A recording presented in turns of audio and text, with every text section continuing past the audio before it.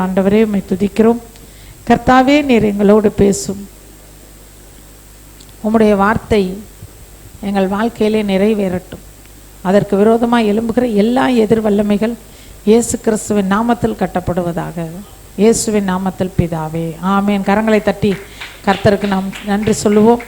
யோபு 42வது அதிகாரம் 2வது வசனத்தை வாசிக்கலாம். தேவரீர் சகலத்தையும் செய்ய வல்லவர். 1ஆம் தேதி காலை ஆராதனையில் நம்ம அந்த வசனத்தை கொண்டு தியானித்தோம்.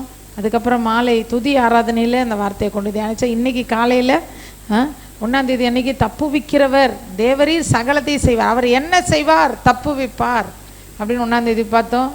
மாலை துதி ஆராதனையில் இன்றைக்கி காலையில் தேவரீர் சகலத்தையும் செய்ய வல்லவர். அவர் என்ன செய்வார்? முறுமுறுப்பை ஒளிய பண்ணுவார் அப்படின்னு சொல்லி நம்ம பார்த்தோம். இந்த மாலை வேளையில் ஒரு வசனத்தை நாம் வாசிக்கலாம். சங்கீதம் 135:6. வானத்திலும் பூமியிலும் சமுத்திரங்களிலும் எல்லா ஆழங்களிலும் கர்த்தர் தமக்கு சித்தமானதை எல்லாம் செய்கிறார். அல்லேலூயா, அல்லேலூயா. இந்த நாளில் நம்ம தியானிச்சுக்கிட்டு இருக்கிறோம். தேவரீர் சகலத்தையும் செய்ய வல்லவர், சகலத்தையும் செய்ய வல்லவர். நீர் செய்ய நினைத்தது தடைப்படாது. அப்படின்னா என்னென்ன செய்கிறாரு அப்படின்னு சொல்லி பார்த்தோம். தப்புவிக்கிறவர்னு பார்த்தோம், முறுமுறுப்புகளை ஒளிய பண்ணுகிறவர்னு பார்த்தோம். இந்த மாலை வேளையில் சித்தமானதவைகளை செய்கிறவர். அவருக்கு எது சித்தமோ அதை செய்வதிலே அவர் வல்லமை உள்ள தேவன். அவருக்கு எது சித்தமோ அதை அவர் செய்யும் போது அதை யாராலையும் தடுக்க முடியாது. அல்லேலூயா. நம்முடைய வாழ்க்கையில் தேவன் என்ன செய்ய வேண்டும் என்று சித்தம் வைத்திருக்கிறாரோ அந்த தேவ சித்தத்தை தடுக்க ஒருவராலும் முடியாது. அல்லேலூயா. நாம் அவருடைய சித்தத்தின் மையத்தில் இருக்கிறோம். அல்லேலூயா. சித்தம்னா என்னங்க? சித்தம் அப்படின்னா அவருடைய பரிபூரண விருப்பம். பரிபூரண விருப்பம். எனக்கு அவர் ஒன்று செய்யணும் அப்படின்னு பரிபூர்ணமாக விரும்பி செய்கிறாருன்னா அதான் சித்தம். அப்படி அவர் பரிபூர்ணமாக விரும்பி நமக்கு ஒன்று கொடுக்க வரும்போது, நமக்கு ஒன்று செய்ய வரும்போது அதை யாராவது தடுக்க முடியுமா? யாராலையும் என்ன செய்ய முடியாது, தடுக்கவே முடியாது. இன்னொரு வசனத்தை வாசிக்கலாம். ஏசாயா 14வது அதிகாரம் 24-25. நான் நினைத்திருக்கிறபடியே நடக்கும். எவ்வளோ நல்லா இருக்கு பாருங்க வசனம். நான் நினைத்திருக்கிறபடியே நடக்கும், நான் நிர்ணயித்தபடியே நிலை நிற்கும் என்று சேனைகளின் கர்த்தர் ஆணையிட்டு சொல்லுகிறார். அவர் சும்மா சொன்னாலே அந்த வார்த்தைக்கு மிகப்பெரிய வல்லமை இருக்கு. அவர் ஆணையிட்டு சொல்றாரா, நான் நினைத்திருக்கிறபடியே நடக்கும். அவர் என்னைக்காவது கெடுதல் நினைப்பாருங்களா? உலகத்தில் உள்ளவங்க தான் கெடுதல் நடப்பாங்க. மனம் மாற அவர் யார் இல்லை. அவர் சொல்கிறார், நான் நினச்சிருக்கேன், நான் என்ன செய்கிறேன். இப்போ எங்கேயோ ஒரு பெரிய ஒரு வேலை விஷயமா ஒரு அதிகாரியை பார்க்க போகிறீங்கன்னு வச்சுக்கோங்க. அவர் சொல்கிறாரு, சாம இருங்க, உங்களை நான் நினச்சிருக்கேன் அப்படின்னு சொல்லிட்டாருன்னா வெளியே வரும்போது தெம்பாக வருவோம். என்னன்னா, அண்ணே சொல்லிட்டாரு, ஐயா சொல்லிட்டாரு, தலைவர் சொல்லிட்டாரு, நான் நினச்சிருக்கேன், உங்களை நான் நினச்சிருக்கேன் அப்படின்னு. ஆனால் ஆண்டவர் சொல்கிறாரு, நான் நினைத்திருக்கிறபடியே நடக்கும். ஒவ்வொருத்தரும் உங்களை தனிப்பட்ட முறையில் ஆண்டவருக்கு நேராக வச்சு யோசிங்களேன். அவர் என்ன நினச்சிருக்கிறாரோ அதுதான் எனக்கு நடக்கும். ஒரு சிலர் ஏதாவது அவங்க விரும்பினதுக்கு மாறாக ஏதாவது நடக்குதுன்னு வச்சுக்கோங்க. அப்போ சொல்லுவாங்க, ஆண்டவர் சித்தங்க, ஆண்டவர் சித்தங்க. காலேஜில் சீட்டுக்கு அப்ளிகேஷன் போட்டிருப்பாங்க, சீட்டு கிடைக்கலன்னா கர்த்தர் சித்தங்க, அதான் கிடைக்கல. இன்டர்வியூக்கு போவாங்க, வேலை கிடைக்கலன்னா கர்த்தருக்கு சித்தங்க, கர்த்தரோட சித்தங்க. இல்லைங்க, வாழ்க்கையில் நம்மளால் எதெல்லாம் முடியோ எதெல்லாம் இல்லையோ அதெல்லாம் சித்தம்னு சொல்லி பழகிட்டோம் நம்ம. அல்லேலூயா. அதெல்லாம் சித்தம்னு சொல்லி பழகிட்டோம். ஆண்டவர் சொல்றார், நான் நினைத்திருக்கிறபடி நடக்கும், நான் நிர்ணயித்திருக்கிறபடியே, நான் நிர்ணயித்தபடி. நிர்ணயம் அப்படின்றது அவர் போடுற பிளான். நான் ஒரு திட்டம் பண்ணி வச்சுருக்கேன், அதுபடி தான் நடக்கும். நாம் திட்டம் போடுறத விட நம்ம பிள்ளைங்க வாழ்க்கையை குறித்து நமக்கு ஒரு திட்டம் இருக்கும், நம்ம எதிர்காலத்தை பற்றி நமக்கு ஒரு திட்டம் இருக்கும். அதெல்லாம் விட அவருடைய திட்டம் எப்படி இருக்கும்? மிக பெரிதாக இருக்கும். அல்லேலூயா. அதை எப்படி சொல்றாரா? ஆணையிட்டு சொல்லுகிறார். அடுத்து 25, அசீரியனை என் தேசத்திலே முறித்து, அல்லேலூயா, என் தேசத்திலே முறித்து என் மலைகளின் மேல் அவனை மிதித்து போடுவேன். அப்பொழுது அவனுடைய நுகம் அவர்கள் மேலிருந்து விலகி அவனுடைய சுமை அவர்கள் தோலிருந்து நீங்கும். இப்போ நம்ம வாசிக்கிறோம், 24 வாசித்தோம், நான் நினைத்தபடியே நடக்கும். அவர் அப்படி என்னங்க நினைச்சாரு? அவர் அப்படி என்ன நினைச்சாரு அப்படின்னா, அசீரியனை, அல்லேலூயா, அவர் நினைக்கிறாரு அசீரியனை என் தேசத்தில் முறிச்சிருவேன் அப்படிங்கிறாரு. என் மலைகளின் மேல் அவனை மிதித்து போடுவேன். இதுதான் அவர் நினைக்கிறது. அல்லேலூயா. அசீரியனை நான் என் தேசத்திலே முறித்து என் மலைகளின் மேலே மிதித்து போடுவேன். அப்பொழுது அவனுடைய நுகம் அவர்கள் மேலிருந்து விலகி. ஒரு சிலர் மேலே ஒரு நுகம் இருந்துக்கிட்டே இருக்கும். நுகம்னா என்னங்கன்னா, ஒரு 2 மாடை கொண்டுட்டு வந்து மாட்டுக்கு கழுத்துக்கு மேலே என்ன வைக்கிறது? ஒரு பெரிய கட்டையை வச்சு என்ன செஞ்சுருப்பாங்க? பூட்டிடுவாங்க. நிமிரவே முடியாது. அது விரும்பின இடத்துக்கு போக முடியாது, விரும்பினதை செய்ய முடியாது, இப்படியே தான் இருக்கும். இந்த மாதிரி அசீரியன் என் ஜனத்தின் மேலே நுகத்தை வச்சிருக்கிறான். ஒரு சில குடும்பத்தில் கடன்ற நுகம் இருக்கும், தலையை தூக்கவே முடியாது. தாத்தா பாட்டி வட்டி கட்டியிருப்பாங்க, அடுத்து பிள்ளைங்க வட்டி கட்டும், அடுத்து பேர பிள்ளைங்களாம் என்ன செய்யும்? வட்டி கொடுத்துக்கிட்டு இருக்கும். கடன் பிரச்சனை தாங்க முடியல, கடன்ற நுகம் இருக்கும். ஒரு சில குடும்பங்களில் பார்த்தீங்கன்னா மன ரீதியான தாக்குதல்கள் இருக்கும். யாருக்கோ ஒருத்தருக்கு அவங்க குடும்பங்கள்ல அவங்களுக்கு இருக்குதுங்க, இவங்களுக்கு இருக்குதுங்க, இவங்களுக்கு இருக்குது, அது நுகம் அவன் வச்சிருக்கிறான். அசீரியன்னா யாருன்னு நம்ம பார்ப்போம், அதை வச்சிருக்கிறான். இன்னும் ஒரு சிலருக்கு வியாதி, இன்னும் ஒரு சிலருக்கு பாவக்கட்டுகள் சொல்லுவாங்க. அவங்க தாத்தா குடிச்சு அவர் இறந்துட்டாங்க, அடுத்து அவங்க அப்பாங்க அவரை குடிச்சு இறந்துட்டாங்க, இந்த பையங்க இப்போ பாருங்க குடிச்சு உடம்பு சரியில்லாமல் கிடக்குறான். இது அசீரியனுடைய நுகம். ஆண்டவர் சொல்றார், நான் நினைத்தபடி நடக்கும்னா நான் என்ன நினைக்கிறேன் தெரியுமா? உன் கழுத்தில் இருக்கிற நுகத்தை நான் உடைக்கணும்னு தான் நான் நினைக்கிறேன்றார். அல்லேலூயா. ஆண்டவர் ஒரு நாளும் அவரை ஆராதிக்கிற பிள்ளைங்க ஏதோ ஒரு காரியத்துக்கு அப்படியே அடிமையா இருக்கணும்னு அவர் விரும்புகிற தேவன் அல்ல. நம்மளை எந்த ஒரு அசீரியனும் நம்மளை அடிமைப்படுத்தி வைக்கவே முடியாது. ஒருவேளை இப்போ நினைக்கலாம், பிரியருக்கே தலை தூக்கவே முடியல, நுகம்னா தலை தூக்கவே முடியல சொல்லுவாங்க, தலை தூக்கவே முடியலங்க, ஜான் ஏறுனா முளம் சறுக்குதுங்க. நமக்கு அப்படி இல்லை. ஒரு ஸ்டெப்பு நம்ம ஏறினோம்னா கர்த்தர் நம்மை தூக்கி விடுகிற தேவனாக இருக்கிறார். அல்லேலூயா, அல்லேலூயா. கர்த்தர் அசீரியனை என்ன செய்கிறாராம்? அவருடைய தேசத்திலே முறித்து என் மலைகள் மேல் அவனை மிதித்து போடுவேன். இதை படிக்கும்போது இந்த அசீரியர்களை குறித்து நான் கொஞ்ச நேரம் தியானம் பண்ணேன். அசீரியர்கள்னால் நம்ம அடிக்கடி பார்த்துருக்கோம். அசீரியாவுடைய தலைநகரம் தான் என்னது? நினிவே. ஆண்டவர் நினிவேவை அழிக்கணும் அப்படின்னு சொல்லி என்ன செய்கிறாரு? முடிவு பண்ணுறாரு. அதனால ஒரு தீர்க்கதரிசி அனுப்பி நீ போய் சொல்லி அவங்கெல்லாம் எப்படியாவது மனம் திரும்பணுன்றப்ப அந்த தீர்க்கதரிசி அதனால தான் போக மாட்டார். இவங்கெல்லாம் இவனுங்க அழிஞ்சணும், இவனுங்க சாகட்டும், இவங்களை போய் நான் சொல்லி திருத்தினேன்னா மறுபடியும் இவங்க யார்கிட்ட தான் சண்டைக்கு வருவானுங்க? இஸ்ரவேல் மக்களுடைய நேரடி எதிரி தான் அசீரியன். நிறைய சொல்லலாம் அந்த அசீரியர்களை பற்றி, என்னெல்லாம் செய்வாங்க அப்படின்னு. இஸ்ரவேல் மக்களை கடைசியில் ஒன்றுமே இல்லாமல் பண்ணி அந்த 10 கோத்திரத்தையும் அழிக்கிறதுக்காக எழுப்பப்பட்ட ஒருத்தர் தான் அசீரியன். இந்த அசீரியனை குறித்து தான் ஆண்டவர் சொல்கிறாரு, அவனை பற்றி நான் நினச்சிருக்கேன், அவனை பற்றி நான் நினச்சிருக்கேன், நான் ஒரு நிர்ணயம் போட்டுட்டேன்.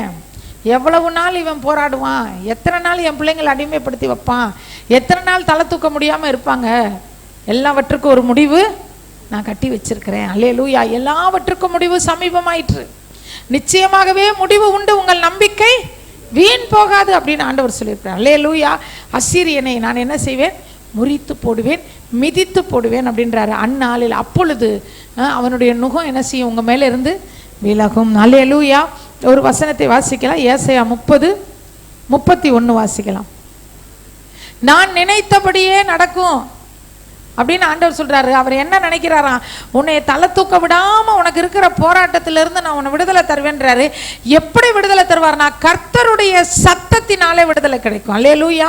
கர்த்தருடைய வார்த்தையினாலே நம்முடைய வாழ்க்கையில விடுதலை கிடைக்கும். அல்லேலூயா. அவருடைய வார்த்தைகள் நம்மை வாழ வைக்கிறதா இருக்கிறது. அல்லேலூயா. நம்முடைய சுய பலத்துல எவ்வளவு முயற்சி பண்ணாலும் முடியாத விஷயங்கள் கர்த்தருடைய சத்தத்தினாலே நடக்கும். அல்லேலூயா. கர்த்தருடைய சத்தம் எப்பங்க கேட்கும்? இப்போ என் சத்தம் எப்போ கேட்கும் உங்களுக்கு? நான் பேசினா கேட்கும். கர்த்தருடைய சத்தம்னா, கர்த்தர் பேசுகிற தெய்வம், நாம் ஆராதிக்கிற தெய்வம். பேசாதவர் அல்ல, கேட்க தெரியாதவர் அல்ல, கிரியை செய்ய தெரியாதவர் அல்ல, அவர் பேசுகிற தெய்வம். அல்லேலூயா. கர்த்தருடைய சத்தம் வல்லமை உள்ளதுன்னு வாசிக்கிறோம். தேவரீர் சகலத்தையும் செய்ய வல்லவர் அப்படின்னா அவருடைய சத்தம் மிகவும் வல்லமை உள்ள சத்தம். நிறைய இருக்கு அவர் சத்தத்தை குறித்து நம்ம வாசிக்கலாம்னா. காதேஸ் வனாந்தரத்தை அதிர பண்ணும், பெண் மான்களை ஈனும்படி செய்யும், காடுகளை வெளியாக்கும், கேதுரு மரங்களை முறிக்கும். நான் அதை படிக்கும்போது யோசிப்பேன், அது என்ன பெண் மான்களை ஈனும்படி செய்யும்? பெண் மான்களை ஈனும்படி செய்யும். ஏன் ஆண் மான்களை ஒன்றும் பண்ணாதா கர்த்தருடைய வசனம் அப்படின்னு நான் இப்போ ஒரு நாள் ஒரு ஒரு தாத்தாட்ட கேட்டேன். எங்களை ரட்சிப்புக்குள்ளே சத்தியத்துக்குள்ளே நடத்துகிற தாத்தா. அவர்கிட்ட, தாத்தா அது என்ன தாத்தா பெண்மான்களை ஈனும்படி செய்யும், அப்போ ஆண் மான்கள்னா பிடிக்காதா ஆண்டவருக்கு? அப்போ சொன்னார், இல்லைம்மா, பெண் மான்களை ஈனும்படி செய்யும் அப்படின்னா பெண் மான்கள் அந்த குட்டி போடக்கூடிய அந்த நேரத்தில் அந்த பிரசவத்தை எதிர்நோக்கி இருக்கும்போது இந்த பெண் மான்கள் அதிகமாக கஷ்டப்படும். மற்ற உயிரினங்களுக்கு இருக்கிற மாதிரி இருக்காதான். இந்த பெண் மான் வந்து குட்டி போடும்போது என்ன செய்யுமா? அதிகமாக கஷ்டப்படுமா மற்ற எல்லாவற்றையும் விட. அந்த நேரத்தில் அந்த பெண் மான்கள் டக்குன்னு அது குட்டி போடணுன்னா திடீர்னு ஒரு சவுண்டு வருமா, எங்கேயாவது ஒரு சிங்கம் கத்துற சத்தம், புலி கத்துற சத்தத்தை கேட்டோம்னா படக்குன்னு குட்டி போட்டுருமா. அப்போ அந்த தாத்தா சொன்னார், கர்த்தர் சத்தம், கர்த்தருடைய சத்தம் அந்த பிரசவிக்க முடியாமல் போராடிக்கிட்டு இருக்கிற அந்த மானை பிரசவிக்க பண்ணும். அல்லேலூயா. குழந்தை வயிற்றில் இருக்கு, அது வெளியில வர்றதுக்கு முடியாம போராடுற அந்த போராட்டம், பிரசவ வேதனைக்கு ஒத்த போராட்டம் கர்த்தருடைய சத்தத்தினால் தீரும். அல்லேலூயா. ஒரு இடத்துல ஒரு ராஜா சொல்லுவாரு, பிள்ளை பேரு நோக்கி இருக்கிறது, பிறவோ பலன் இல்லை. அவருக்கு அவரோட கஷ்டத்தை சொல்லுவார். அவர் ஒரு ஆண் பிள்ளைங்களுக்கு எங்க பிள்ளை பேர் இருக்கு, அவர் அப்படி தன்னுடைய வேதனைய அந்த மாதிரி சொல்லுவார். ஆண்டவரே, பிள்ளை பேரை நோக்கி இருக்குப்பா, பெறதுக்கு என்கிட்ட என்ன இல்லை, பலன் இல்லை. அதுதான் பெண் மான்களை ஈனும்படி செய்யும். வேதனை, அதிகமான வேதனை. எப்படியும் இது தீந்துரும்னு தெரியும், எப்படியும் சரியா போயிடும்னு தெரியும். நம்ம போய் வேதனையில் இருக்க கொண்டு போய், சிஸ்டர் கவலைப்படாதீங்க சரியாயிரும், அது எனக்கும் தாங்க தெரியும், சரியா போயிருந்து எனக்கு தெரியுங்க. ஆனால் இப்போ இந்த வேதனை என்னால் என்ன செய்ய முடியல, தாங்க முடியல. அல்லேலூயா. ஆண்டவர் சொல்றாரு, கர்த்தருடைய சத்தம் வல்லமையுள்ள சத்தம், கர்த்தருடைய சத்தம் வல்லமையுள்ள சத்தம். கர்த்தருடைய சத்தத்தினால் அசீரியன் என்ன செய்வானா, நொறுங்கி போவான். தலை தூக்க முடியாம இருக்கிற பிரச்சனை, பாரம் போட்டு அழுத்துற காரியங்கள், அசீரியர்களை படிச்சு பாருங்களேன். பைபிளில் ரொம்ப அவன் தொல்லை பண்ணுவான். தேவ பிள்ளைகளுக்கு எதிராக ரொம்ப எசேக்கியா ராஜாவுடைய நாட்கள்லாம் பார்த்தீங்கன்னா சனகரிப் வாசிக்கிறோம்ல, அவன் அசிரியன். பார்த்தீங்களா, பிள்ளை பேரு நோக்கி இருக்கிறது, பெறவோ பலன் இல்லை. அவ்வளோ பெரிய வேதனையில் இருக்கிறாங்க. இந்த வேதனைக்கு என்ன காரணம்னு பார்த்தீங்கன்னா 18-13 வாசிக்கலாம். யூதாவின் ராஜாவாகிய எசேக்கியாவின் 14ஆம் வருஷத்திலே அசீரியா ராஜாவாகிய சனகரிப் யூதாவில் இருக்கிற அரணான சகல பட்டணங்களுக்கு விரோதமாய் வந்து அவைகளை பிடித்தான். அசீரியா ராஜாவை குறித்து, அசீரியாவில் நிறைய ராஜாக்கள் இருக்காங்க, இதில் ஒரு ராஜாவை பற்றி பார்க்கலாம். அசீரியா ராஜாவாகிய சனகரிப் வந்து யூதாவில் இருக்கிற அரணான பட்டணங்களுக்கு விரோதமாக வந்து என்ன செய்யறாங்க, பிடிச்சிட்டான். பிடிச்சி நீங்கள் அதுக்கப்புறம் படித்து பாருங்கள், அசிங்கமாக பேசுவான். ஆள் அனுப்பி பயங்கரமாக பேசுவான். நீ இப்படி அப்படியா என்ன, நான் அங்கே போய் சண்டைக்கு போனேன், அங்கே நான் அந்த ராஜாவால் என்னை ஜெயிக்க முடியல, அவங்க சாமியெல்லாம் என்னை என்ன பண்ணலை, ஒன்றும் செய்ய முடியல. இந்த நாட்டுக்கு போனேன், அங்கே உள்ள சாமியெல்லாம் என்னை ஒன்றும் பண்ண முடியல. நீங்கள் எப்படி ஆண்டவர் நம்பி இருக்கிறீங்களா? உங்கள் ராஜா அப்படி தான் சொல்லி கொடுப்பான்.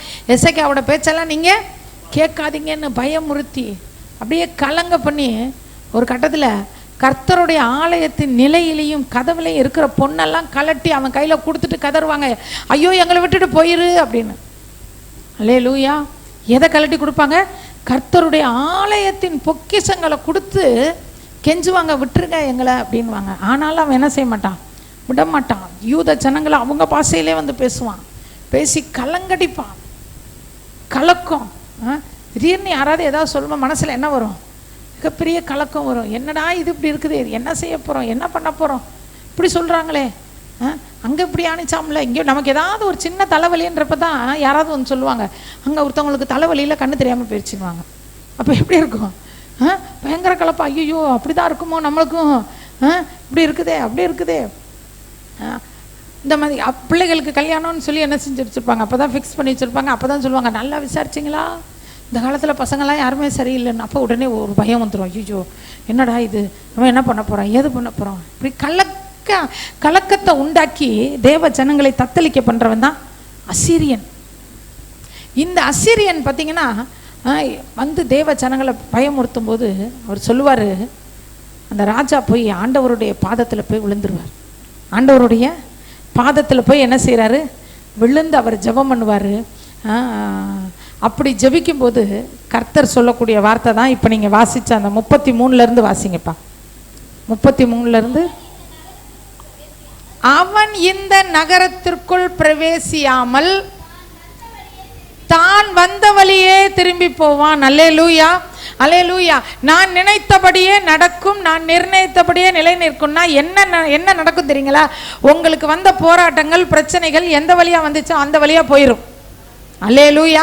உங்களை ஒன்றும் சேதப்படுத்த மாட்டாது. அல்லேலூயா.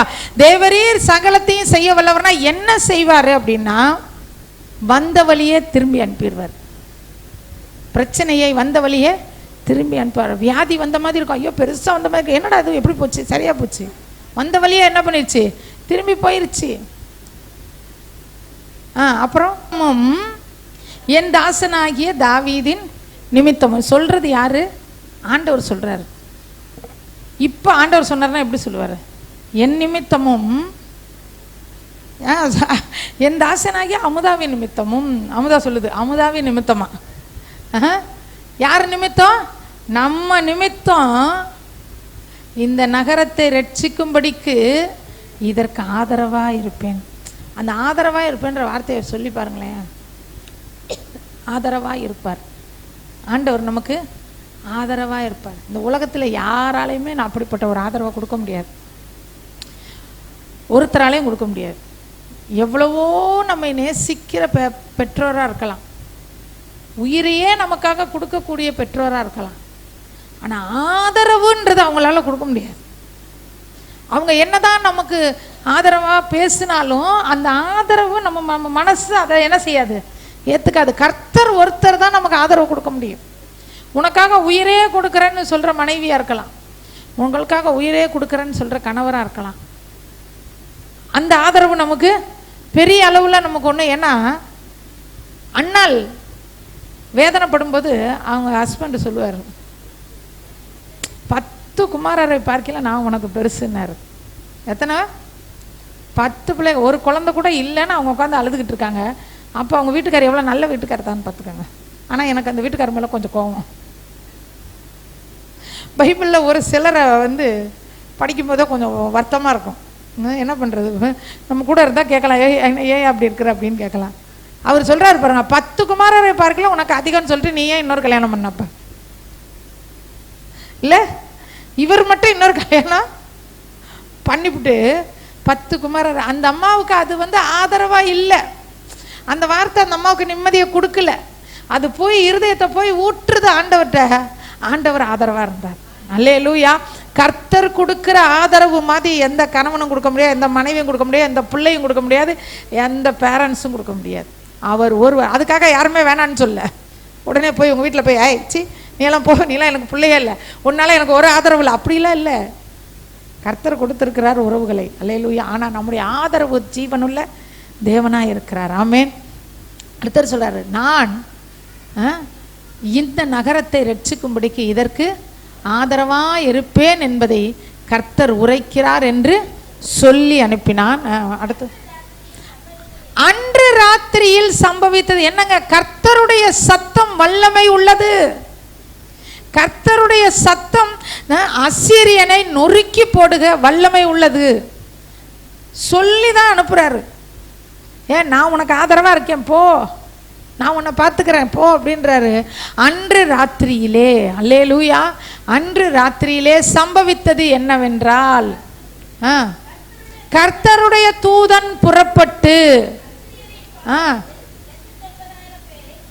1,80,000 1,85,000 பேரை 1,85,000 பேரை ஒரே ராத்திரியில ஒரே ஒரு தூதன் வந்து என்ன பண்ணிட்டாரு? காலி பண்ணிட்டாரு. இந்த தூதன் எப்படி புறப்பட்டு வந்தார்னா, கர்த்தருடைய சத்தத்தினால புறப்பட்டு வந்தார். கர்த்தருடைய வார்த்தை தூதனை புறப்பட்டு வர வைத்தது. இந்த மாலை வேளையில் வந்திருக்கிற உங்களுக்கு கர்த்தருடைய வார்த்தை உங்கள் சார்பாக புறப்பட்டு வரும். மனிதர்களுடைய வார்த்தை ஒரு நேரம் சார்பாக இருக்கும், ஒரு நேரம் எகென்ஸ்டாக இருக்கும். இல்லை, ஒரு நேரம் சொல்லுவாங்க, சிஸ்டர் நீங்கள் கவலைப்படாதீங்க சிஸ்டர், நான் இருக்கேன்னு வாங்க. அப்புறம் ஒரு நேரம் என்ன செய்வாங்க? ஆனால் கர்த்தர் ஒருவர் தான். எப்படி இருக்கும்? கர்த்தர் நம் சார்பில் பேசினார்னா போதும், தூதர்கள் இறங்கி வருவார்கள். கர்த்தர் நம்ம ஒவ்வொருத்தர் கட்டுக்கட்டாக காசை கொண்டு போய் கொடுத்து வக்கீலை போய் வழக்கு எங்கள் கேஸை வந்து நடத்துக்கன்றாங்க. அவ்வளோ காசையும் வாங்கிக்கிட்டு வக்கீல் என்ன பண்ணுவார்? எல்லா காசையும் வாங்கிட்டு ஆப்போசிட் பார்ட்டிட்டையும் கொஞ்சம் காசை வாங்கிட்டு சமாதானம் பண்ணி விட்டுருவார் கடைசியில். ஆனால் நம்ம ஆண்டவர் நம் சார்பாக நின்று நமக்காக ஒரு வார்த்தை சொன்னார்னா வானத்திலிருந்து தூதன் இறங்கி வருவார். அல்லேலூயா. ஒரே ராத்திரி கர்த்தருடைய சத்தம் வருது. கர்த்தர் பேசின உடனேயும் ஒரு தூதன் புறப்பட்டு வந்து 1,85,000 பேரை ஒரே ராத்திரியில என்ன செய்யறாரு? காலி பண்றாரு. அதிகாலமே எழுந்திருக்கும் போது இதோ அவர்கள் எல்லாரும் செத்த பிரேதங்களாக கிடந்தார்கள். அதிகாலமே எழுந்திருக்கும் போது, அதை நோட் பண்ணி வச்சுக்கோங்க. உங்களோடு போராடுற பிரச்சனை, உங்களுக்கு இப்போ உங்களை பின்தொடர்ந்து வரக்கூடிய போராட்டங்கள், பிரச்சனைகள், உபத்திரவங்கள், வியாதி, வேதனை, அது எப்போ தெரியுமா ஒன்றும் இல்லாமல் போகும்? நீங்கள் அதிகாலையில் பார்த்தீங்கன்னா அது ஒன்றும் இல்லாமல் போயிடும். அதிகாலையில் அதை சந்திங்க. அந்த பிரச்சனையை அதிகாலையில் நின்று ஃபேஸ் பண்ணுங்க. அதிகாலையில் நின்று பார்த்துட்டு அப்புறம் நீங்கள் அந்த நாளுக்குள்ளே போங்களேன், அதோட வீரியமெல்லாம் ஒன்றுமே இல்லாமல் போயிடும்.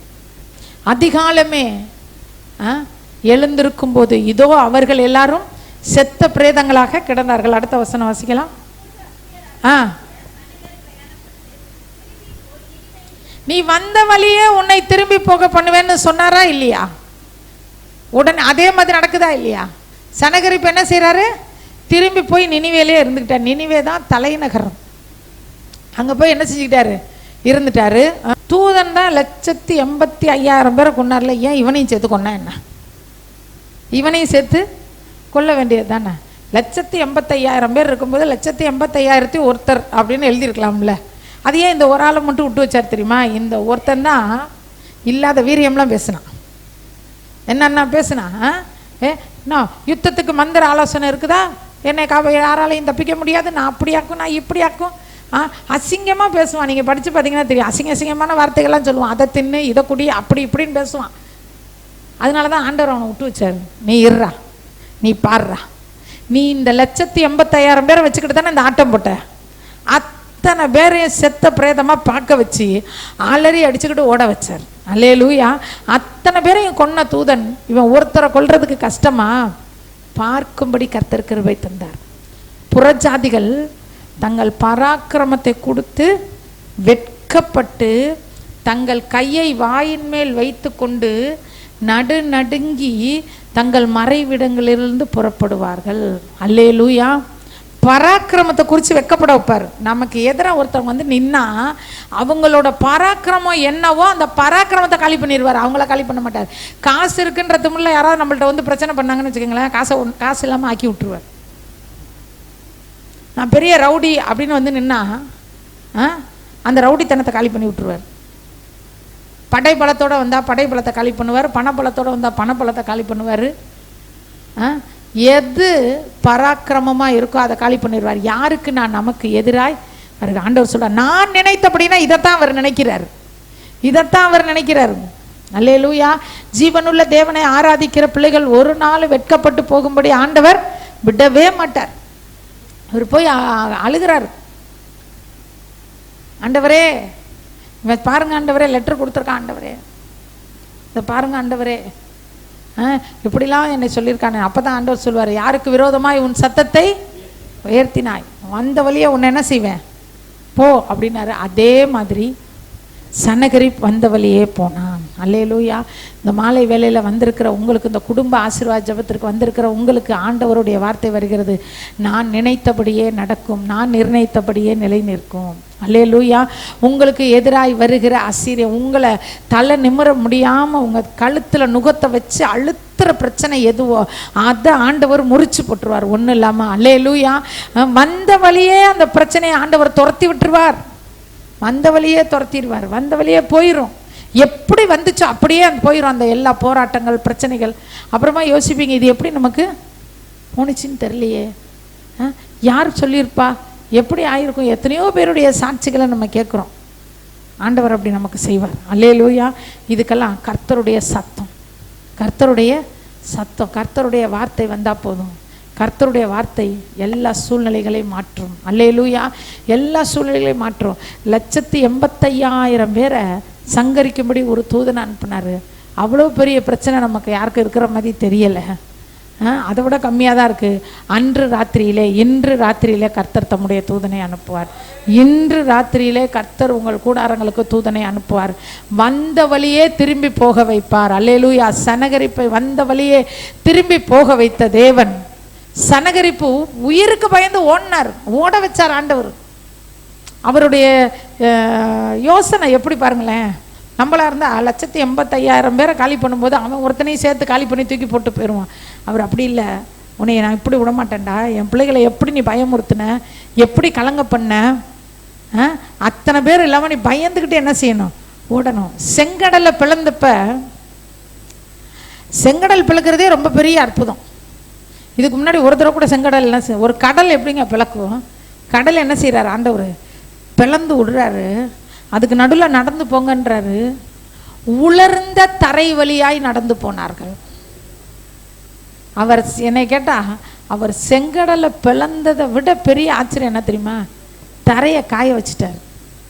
ஒரு 10 நாள் தொடர்ந்து மழை பெஞ்சிச்சுன்னா எப்படி இருக்கும், ஓலை இருக்கும் வந்து பாருங்க தெரியும்.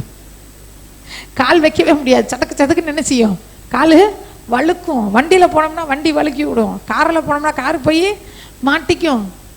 10 நாள் மழைக்கே தரை காயறதுக்கு எத்தனை நாள் ஆகுது, எவ்வளோ நாள் ஆகும் அந்த தரை காஞ்சி பழைய நிலைமைக்கு வர்றதுக்கு. ஆனால் ஒரே ராத்திரியில் கடலை பிளந்த உடனே தண்ணியை காய வச்சார். ஏன் தெரியுமா, என் பிள்ளைங்க சேத்துலேயும் சகதிலையும் மிதிச்சு மாட்டிக்கிட்டு கஷ்டப்பட்டு போகக்கூடாது, என் பிள்ளைங்க ஃப்ரீயாக நடந்து போகணும்னு விரும்புகிற அன்புள்ள தெய்வம் தான் நாம் ஆராதிக்கிற தெய்வம். அல்லேலூயா. அவர் கடலை பிளந்தாலே பெரிய விஷயம். தர காயிலனாலும் பரவாயில்ல, எப்படியாவது முக்கி தக்கி என்ன செஞ்சிடலாம், உளுந்து எந்திரிச்சு உட்காந்தாச்சு என்ன செஞ்சிடலாம், ஓடி போயிடலாம், உருண்டாவது ஓடிடலாம். ஆண்டவர் அப்படி இல்லை, நம்ம கஷ்டப்பட்டு நடந்து போகக்கூடாதுன்னு அவர் விரும்புவார். நம்ம கஷ்டப்பட்டு நடக்கக்கூடாதுன்னு ஒரே ராத்திரியில் உடனே அந்த தண்ணியை காய வச்சு உலர்ந்த தரை வழியாய் நடத்தி கொண்டு போனார். அல்லேலூயா. அந்த அன்பை நம்ம யோசித்து பார்த்தோம்னா நம்ம வாழ்க்கையில் நடக்கிற எந்த பிரச்சனையும் பார்த்து நம்ம பயப்படவே மாட்டோம். 1000 தாய்மார்களை விட, கோடி தகப்பன்மார்களை விட நம்ம மேல் அதிகமாய் கரிசனை உள்ளவர் ஆண்டவர். நம்ம கஷ்டப்படக்கூடாதுன்னு நினைக்கிற ஒரே ஒரு ஆண்டவர் அவர் ஒருத்தர் தான். மற்றவங்களாம் நினைக்கலாம், அம்மா நினைக்கலாம், ஐயோ என் பிள்ளை கஷ்டப்படக்கூடாதுன்னு. அவங்களால என்ன செய்ய முடியும், அவங்களால முடிஞ்ச அளவுக்கு செய்வாங்க, அதுக்கு மேலே. ஆனால் ஆண்டவர் சொல்றாரு, நீ கஷ்டப்படக்கூடாதுன்னு நான் நினைக்கிறேன்றார். உலர்ந்த தரை வழியா கொஞ்சம் கற்பனை பண்ணி பாருங்களேன். எதையோ கற்பனை பண்றோம்ல, எதெல்லாம் யோசிக்கிறோம்ல, எதையோ போட்டு மண்டையில போட்டு குழப்புறோம்ல, இதை யோசிச்சு பாருங்க. ஒரு கடல் பிளக்குது, ஒரு கடல்ல ஆண்டவர் பிளக்குறாரு. பிளந்த கடல்ல போய் பீச்சில் போய் நடந்து பாருங்க எப்படி இருக்குன்னு. கடற்கரைக்கு போய் நடந்து பாருங்களேன், அந்த தண்ணி அந்த ஈர மண்ணில் நடக்கிறது எவ்வளோ கஷ்டமாக இருக்கும், கால் வலிக்கும். ஆனால் ஆண்டவர் கடலை பிளந்ததோடு இல்லாமல் அந்த கடல் கரையில் உள்ள மணலை காய வச்சார் ஆண்டவர். அல்லேலூயா. உங்கள் பாதைகளில் உங்கள் வாழ்க்கை பயணத்தில் நீங்கள் கஷ்டப்படாமல் நடக்கிறதுக்கு என்னென்ன செய்யணுமோ அத்தனையும் ஆண்டவர் உங்களுக்கு செய்வார். கர்த்தரை நம்பி இருக்கிறவங்க ஒரு நாள் வெட்கப்பட்டு போக மாட்டார். நீ எப்படியோ நடந்து வந்து சேருன்னு சொல்ல மாட்டார். அவர் ஒவ்வொரு ஸ்டெப்பையும் பார்ப்பார். ஒவ்வொரு ஸ்டெப்லையும் நம்ம கஷ்டப்படாமல் நடக்கணும்னு பார்ப்பார். என் பிள்ளைங்க கஷ்டப்படாமல் நடக்கணும், என் பிள்ளைங்க கீழே விழுந்துடக்கூடாது, என் பிள்ளைங்க நிம்மதியாக நடந்து வரணும், என் பிள்ளைங்க சந்தோஷமாக நடந்து வரணும்னு விரும்புகிற ஒரு தாயை விட ஒரு தகப்பனை விட அதிகமாய் நம்மை நேசிக்கிறவர் அந்த ஆண்டவர் தான் சொல்கிறாரு, நான் நினைத்தபடியே நடக்கும், நான் நினைத்தபடியே நடக்கும், நான் நிர்ணயித்தபடியே நிலை நிற்கும். நீங்கள் என்ன நினச்சிருக்கிறீங்க ஆண்டவரே அப்படின்னா, உன் கழுத்தில் இருக்கிற நுகத்தை நான் உடைக்கணும்னு நினச்சிட்டேன். அல்லேலூயா. காரியத்தின் கடை தொகையை கேட்போமாக.